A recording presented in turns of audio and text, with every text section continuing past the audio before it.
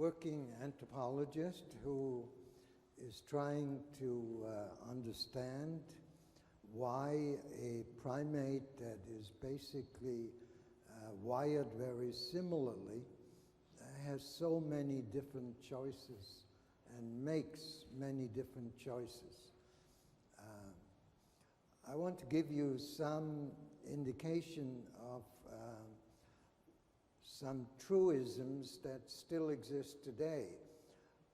War is still with us, but the way we are fighting wars today have changed rather dramatically.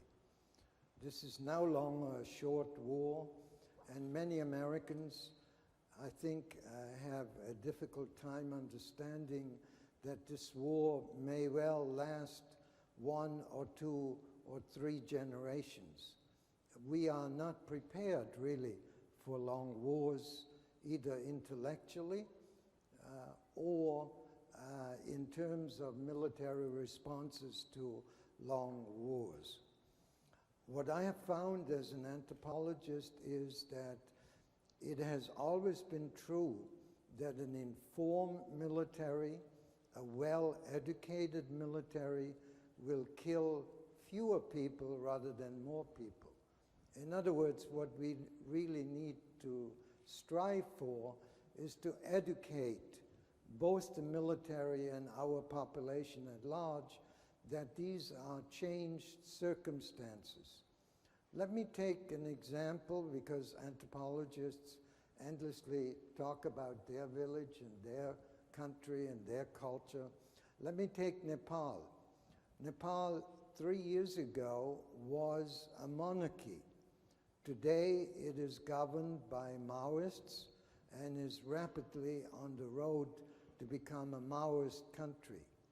This is the first country, at least in modern history, that has become a Maoist country by a relatively free and fair election. The current prime minister 3 years ago was the first on a list as an individual targeted for elimination. Today, he is the prime minister who just went to the General Assembly in New York, went to the closing ceremonies in Beijing of the Olympics, and has traveled to India. In other words, in a very short 3 years, we have seen a change in a country that I don't think I overstated. Many of you probably know relatively little about. This is the new kind of war.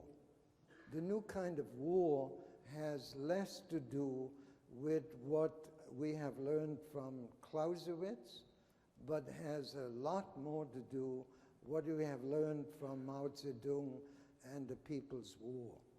In other words, what we are looking for in the human terrain is really a change in our mindset, how we approach war.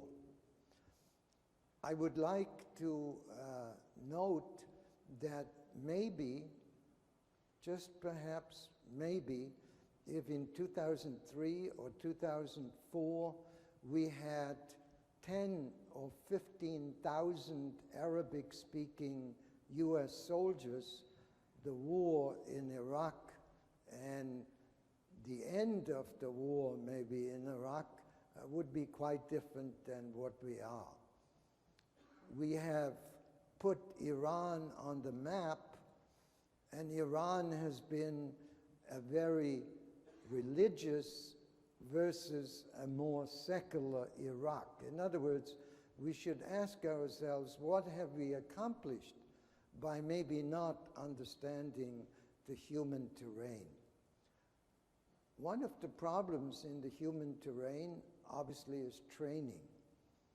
As an academic who has been in the American military, I have long argued, alas unsuccessfully, that the training that is primarily technical and military in nature should take legitimately place on an army or military installation, whereas the more academic training should be placed in a university community.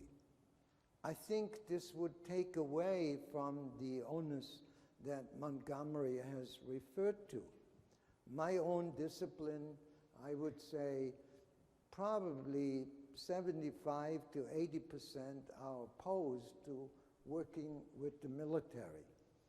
When I walk the halls of my particular building at the University of Kansas, I come across offices that have on their door a declaration that they will never work for the military, and they have no intentions ever to help the US government in this, what they call, an unjust war. I would propose to you that no war is really just or unjust. They just happen because primates have not changed in their behavior. When primates get together, we decide very quickly, you know, we get along with the other person and we engage in a conversation. Or we decide very quickly, you know, this other primate I really can't smell, and therefore I'm going to hit him. And maybe a third solution is that primates decide, well, maybe I can get along, I just leave him or her alone. I don't think that has ever changed. So what we really need in human terrain training is to separate the technical and military aspects of human terrain from the more academic aspects. The average time it takes to produce a PhD in anthropology is 9.6 years. In other words, the military is asking us to train people in what I personally call rapid cultural assessment. In other words, how do you do the dog sniffing not in 9.6 years, but maybe in a couple of months? But there is a period of time that cannot be reduced.